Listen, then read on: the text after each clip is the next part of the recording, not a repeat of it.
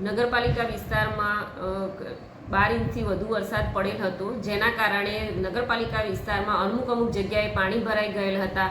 તો એ અમારા નગરપાલિકાના કર્મચારીઓ તથા કોર્પોરેટરશ્રીઓએ બધાએ સાથે મળીને રાત દિવસ મહેનત કરી અને અલગ અલગ વિસ્તારમાંથી પાણીનો નિકાલ કરવાની કોશિશ કરી છે અને લગભગ અત્યાર સુધી પાણી ખૂબ ઓછા થઈ ગયા છે કે ભરાય એવી પરિસ્થિતિ નથી।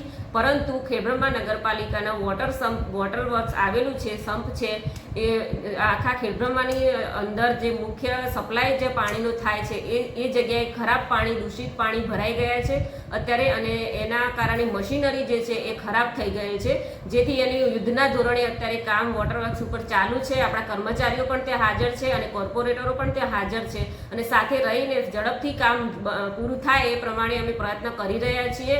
અને લગભગ ખેડબ્રહ્માની જનતાને જણાવું કે લગભગ 6 થી 7 દિવસની અંદર પાણી જે જગ્યાએ અમુક વિસ્તારમાં જે નથી મળવાનું એ 6-7 દિવસ લાગશે। તો એના માટે તમે અમને સાથ સહકાર આપશો।